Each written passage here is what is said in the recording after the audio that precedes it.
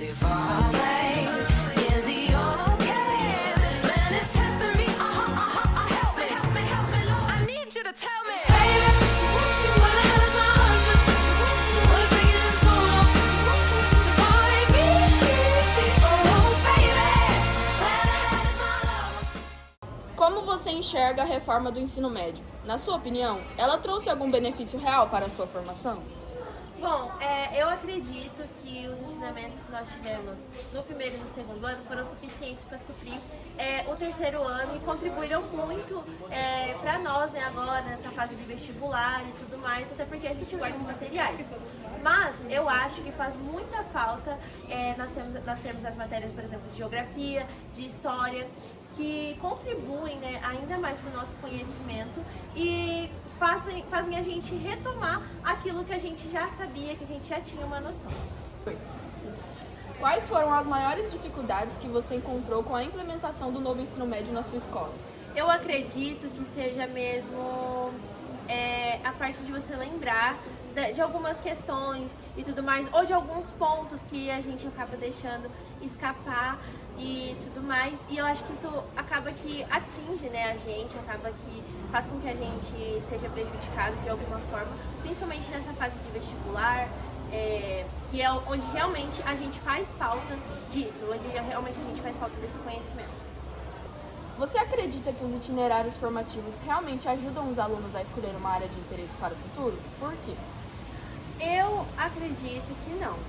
Eu acredito que as matérias de estudos avançados e tudo mais, elas acabam tomando muito mais do nosso tempo e nós temos muito mais aulas delas do que de português e matemática, por exemplo, que é o que mais contribui no nosso conhecimento, enriquece o nosso conhecimento.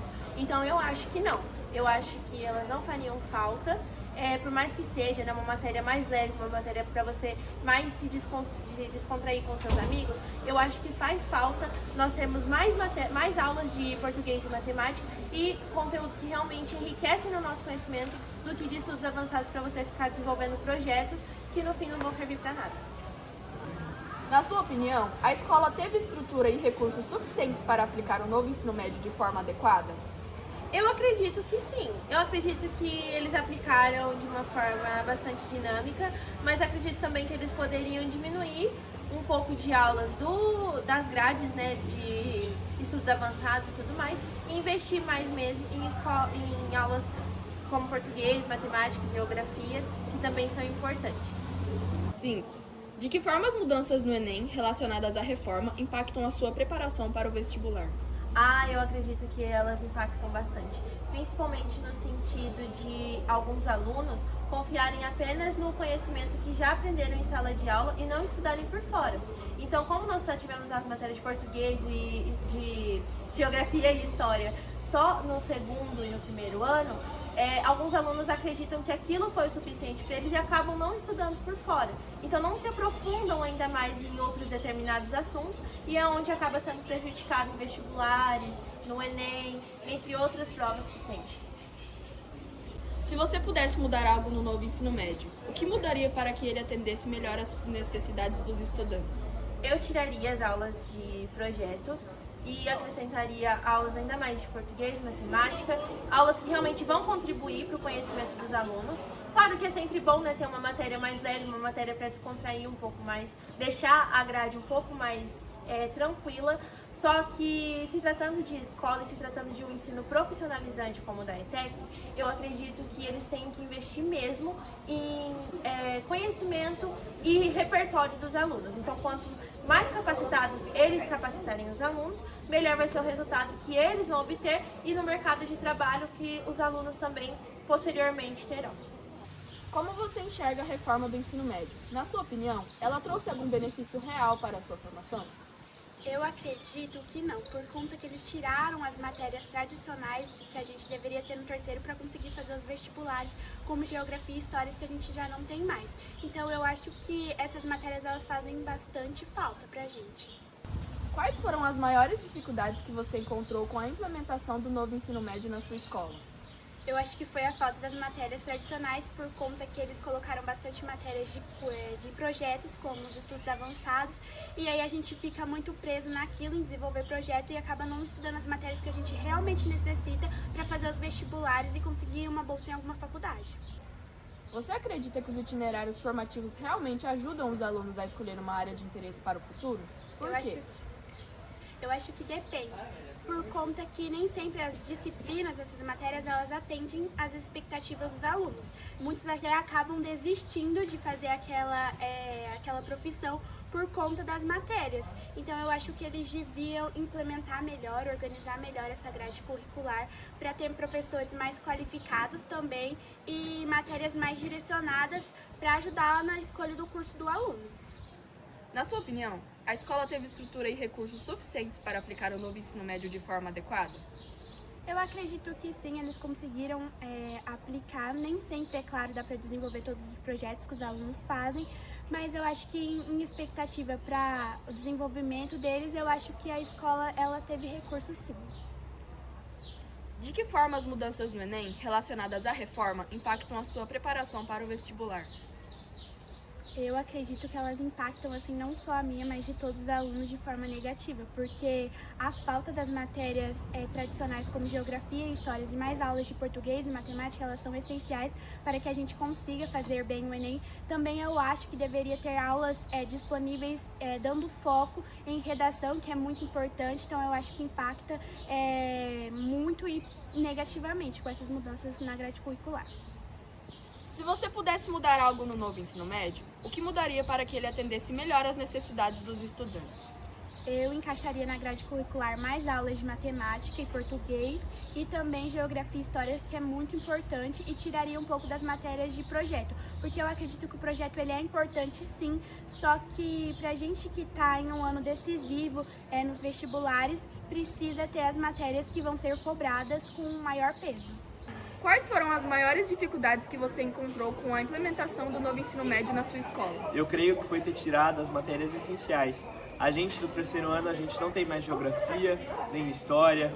Português, a gente tem 3 aulas na semana, enquanto estudos avançados, que não é usado para quase nada, a gente tem 6 aulas. Se você pudesse mudar algo no novo ensino médio, o que mudaria para que ele atendesse melhor às necessidades dos estudantes? Tirar as matérias formativas. Ou, por exemplo, deixar 2 aulas na semana de matéria formativa e colocar nas matérias essenciais, como português, matemática, história, geografia, coisas que serão usadas. Meu nome é Graziele Rodrigues, eu dou segundo INIF e estudo na ETEC Augusto Tortoleiro Araújo. Como você enxerga a reforma do novo ensino médio? Na sua opinião, ela trouxe algum benefício real para a sua formação? Eu acredito que a ideia do novo ensino médio foi boa. Ela teve uma boa proposta, só não teve um bom desenvolvimento, pois, de fato, ela não se aplica tanto às realidades que a gente necessita desse ensino.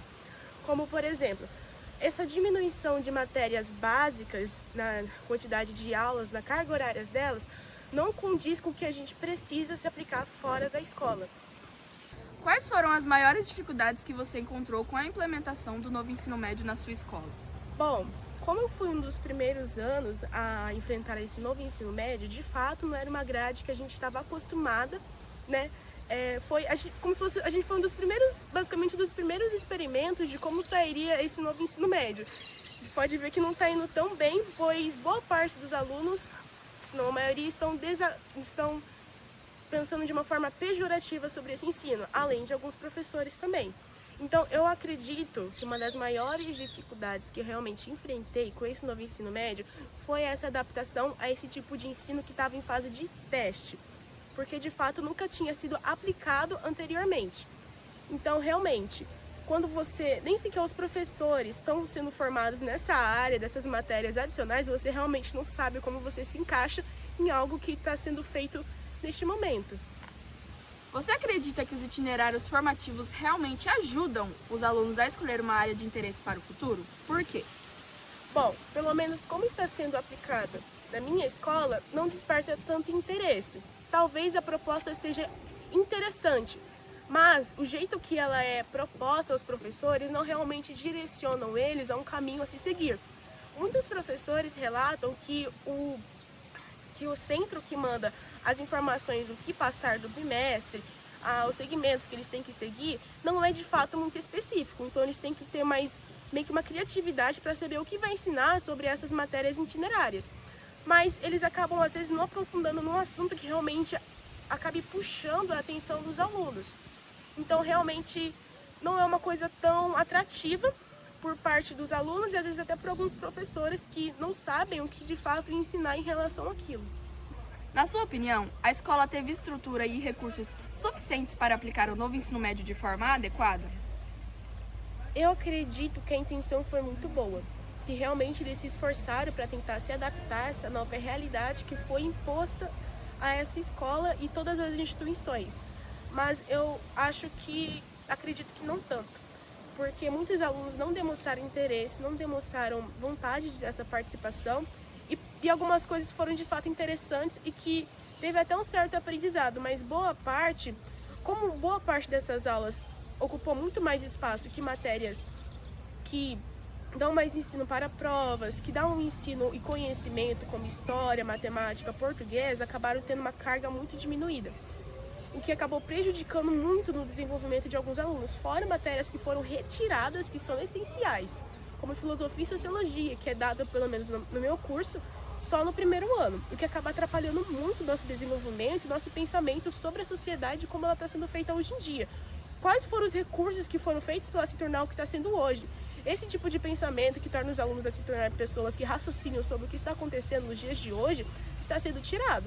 É como se fosse uma forma de impor uma conduta que você não pode refletir sobre o que está acontecendo. Então, realmente, eu acredito que essas matérias não são tão essenciais quanto essas que fazem a gente repensar sobre a nossa sociedade e o que pode fazer para mudar sobre ela. De que forma as mudanças no Enem relacionadas à reforma impactam a sua preparação para o vestibular? Eu acredito que eu me sinto despreparada, não me sinto realmente provida do conhecimento, ou pelo menos reabastecido pela escola para essa preparação do Enem. Eu não acho que vai ter realmente alterações significativas, pelo menos relacionado à parte do meu ensino, que vai fazer parte dessa aplicação do Enem. Porque eu não me sinto preparada, não me sinto disposta, parece que não há nada que relacione tanto assim o que vai cair ao Enem. Então, eu não me sinto necessariamente muito confiante, pelo menos eu não... Claro que é interessante que muitos professores, eles passam boa parte de redação, focam bastante nisso, o que é muito bom, porque ajuda no desenvolvimento da escrita do aluno. Só que por parte dessas matérias itinerárias, elas não contribuem muito para o nosso desenvolvimento na formação para essa aplicação no Enem.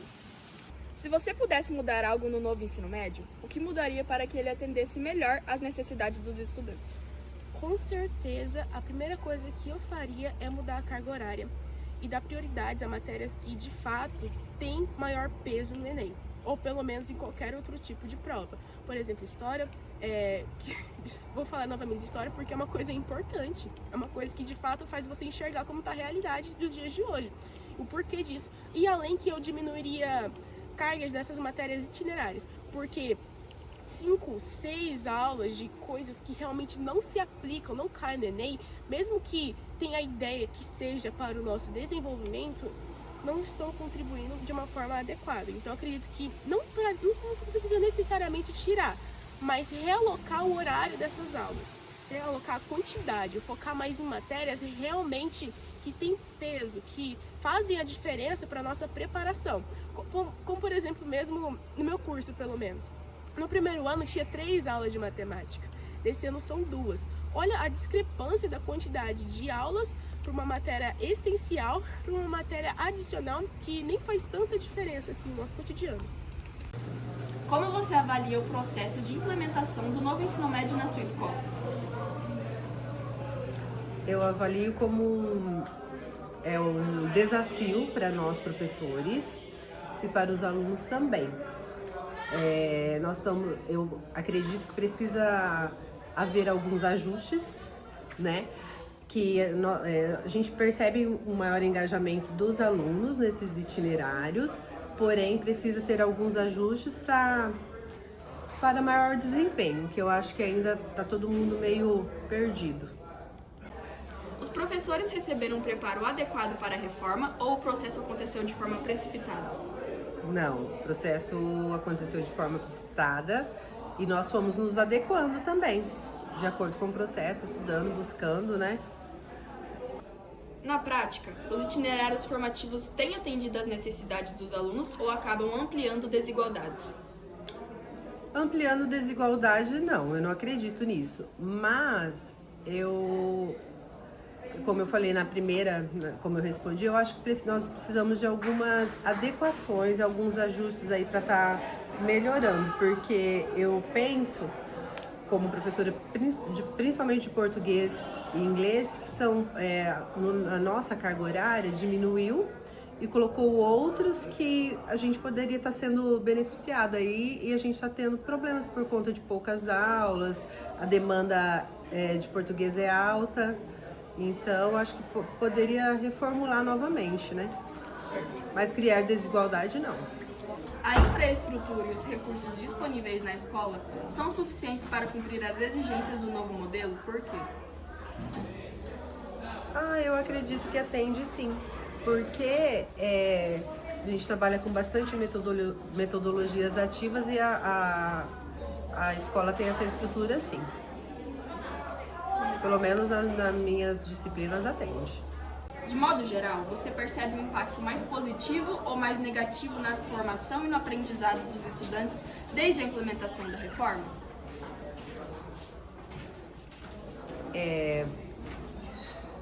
Eu acredito que foi assim, é uma novidade quanto para nós professores quanto para os alunos também.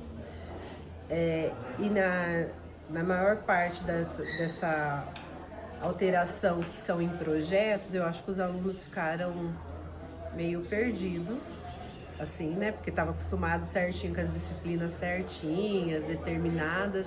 Então eu acho que ficou todo mundo meio perdido.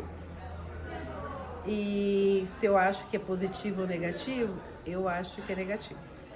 Na sua opinião, qual seria o principal ajuste ou correção necessária para melhorar o novo ensino médio? Penso que a nossa grade das principais, né, disciplinas deveriam ter esses ajustes aí e rever sobre elas. Como você avalia o processo de implementação do novo ensino médio na sua escola? Olha, aqui na escola a gente recebeu a nova organização curricular e teve que fazer, né? Não tinha assim, a gente não teve assim opção, não teve um debate, não teve uma discussão, não teve escolha, né? Na verdade, o que aconteceu no Brasil todo, né? E aqui não foi diferente também. Os professores receberam um preparo adequado para a reforma ou o processo aconteceu de forma precipitada? Não teve formação, teve informação, né? A gente foi informado que ia ter a mudança.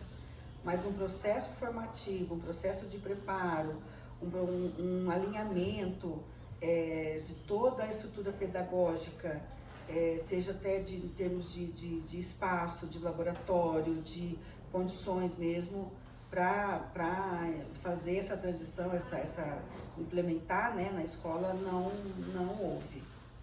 Na prática, os itinerários formativos têm atendido às necessidades dos alunos ou acabam ampliando desigualdades? Olha, na minha opinião, sem dúvida nenhuma, na minha opinião, amplia a desigualdade. Por quê? Muito embora a proposta em si, eu particularmente, não vejo como algo ruim, totalmente ruim. Eu entendo que você proporcionar para os alunos da rede pública, sobretudo da rede pública, ampliação de possibilidades, de conhecimentos, de discussões, de debates, de aprendizado nas mais diversas áreas, e sobretudo trabalhando com projetos, eu acho isso muito válido. O que eu acho que foi falho é justamente essa questão dessa desigualdade, né? Não tem como você equiparar, né? Então, muitas escolas têm muita estrutura e muitas escolas ficaram pior do que já eram, sem nenhuma estrutura, sem nenhuma condição. E assim, um monte de aula né, um número expressivo de aulas, muitas vezes, e que não foi bem aproveitada. E mesmo porque, lá na frente, as avaliações que cobram, né, o Enem, a própria Brasil, o Saresp, né, que cobram os conteúdos do ensino médio, eles também não foram adaptados ou não foram preparados para atender a essa nova realidade. Então ficou uma coisa, no meu entendimento, uma coisa totalmente vazia, desamparada, na verdade, né? Foi um processo desamparado. A infraestrutura e os recursos disponíveis na escola são suficientes para cumprir as exigências do novo modelo? Por quê? Olha, eu entendo assim, a nossa escola, a ETEC, ela é uma escola assim que eu vejo, comparando com outras realidades, é uma escola privilegiada, por conta que nós temos aqui a questão da fazenda, cooperativa, né, e que nós não dependemos 100% de recurso que vem do governo, porque se fosse assim, seria muito difícil a gente manter o que mantém hoje, né, o que mantém a escola. Então, em termos de estrutura, eu entendo assim, a hora que eu começo a observar, né, a questão de laboratórios, a questão de laboratório de informática, sala maker, a própria cooperativa, agora aqui, né, com a nova gestão, a gente está tendo até mais ambientes, temos ali a sala do podcast, né, e outros espaços que foram aprimorados, que foram melhorados para as aulas. Eu entendo que a escola ela tem uma estrutura muito boa para qualquer tipo de ensino. Estamos 100%? Não estamos, temos coisas a melhorar. Porém, eu entendo que a escola tem uma estrutura fantástica em termos de possibilidades de aulas diferenciadas, a pedagogia de trabalhos por projetos, inovação, né? Eu acho que a escola ela está caminhando bem nesse processo. A questão é que não adianta você ter uma estrutura e não ter o professor muitas vezes preparado para utilizar essa estrutura, para o professor utilizar a favor das suas aulas com os alunos os recursos disponíveis. Não adianta nada você ter o recurso e não saber usar, e não conseguir usar. De modo geral, você percebe um impacto mais positivo ou mais negativo na formação e no aprendizado dos estudantes desde a implementação da reforma? Sem dúvida nenhuma negativo. Sem dúvida nenhuma negativo. Tanto é que já está aí, né, estão sendo implementadas novas propostas, né? E precisa, eu acho que assim, a forma como foi feita excluiu quem de fato deveria estar ali na ponta, que somos nós, professores, e vocês, alunos, né? Não tem como fazer uma reforma em nenhum setor onde você não vai ouvir, não coloca para ouvir as pessoas envolvidas. Não existe. A mesma coisa aqui na escola, a gente tirar dos alunos todas as possibilidades do aluno ser ouvido. Então tira a reunião com o representante, tira grêmio, tira conselho, né? Não existe isso. As instituições elas só existem e funcionam com um amplo e restrito debate. Debater as ideias, debater as propostas, né? Então, na minha opinião, a forma como foi feito, infelizmente, tem questões positivas na reforma? Tem. Não dá para pegar tudo, botar no pacote e jogar fora. Eu não vejo assim. Tem aspectos muito interessantes. Porém, a forma como foi feito, ela ampliou ainda mais a desigualdade, né? Quem já estava lá numa condição mais precarizada de educação, de ensino, de estrutura, de escola, piorou, né? Na sua opinião, qual seria o principal ajuste ou correção necessária para melhorar o novo ensino médio? Uau!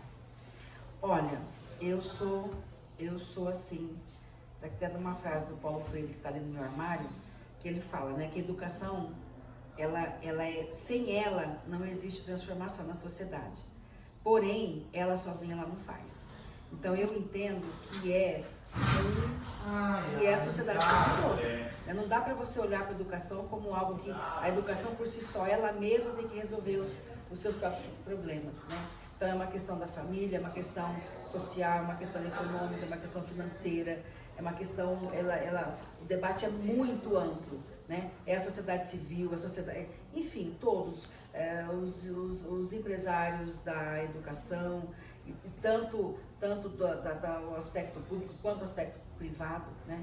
Então eu não vejo assim, uma questão, tem uma solução, um milagre, eu não vejo assim. Eu acho que a gente já está caminhando, a gente caminha, muito embora às vezes tenha uns retrocessos, mas é um caminhar, é uma trajetória, né, para a gente poder oferecer ensino de qualidade para todas as pessoas. Por exemplo, eu sonho com uma ETEC, uma escola de qualidade para todo mundo que procure por ela. Eu, particularmente, eu sou contra o vestibulinho. Eu acho que tinha que ter, por ser escola pública de qualidade, tinha que ser acessível para todo mundo, independentemente de classe social, independentemente da origem da pessoa. Não tinha que ter vestibulinho. O que o vestibulinho é? Ele fala, nós não temos vaga para todo mundo, né? E o que está errado. Se é ensino público de qualidade, por que tem que ser só para algumas pessoas? Então, na minha compreensão, para a gente conseguir reverter isso aí, conseguir oferecer para todas as pessoas, todos os jovens, quem quiser, seja ensino técnico, seja ensino médio, para a gente poder oferecer esse ensino, essas oportunidades de educação, de aprendizagem, de formação para todas as pessoas, assim, algo a longo prazo e algo que não é um setor que vai resolver, né? Como volto a citar Paulo Freire, né? A educação, ela é libertadora, ela é emancipadora. Como que a gente vai querer uma sociedade emancipada, uma sociedade pensante, se a gente não oferece para essas pessoas a educação de qualidade, né? Uma educação que de fato contribua para esse processo humano. Mas eu ainda, né? A questão de colocar novamente a educação, sem ela não existe evolução na sociedade, eu entendo. Sem educação não existe. Porém, ela sozinha também não dá conta, né? É um debate bastante complexo.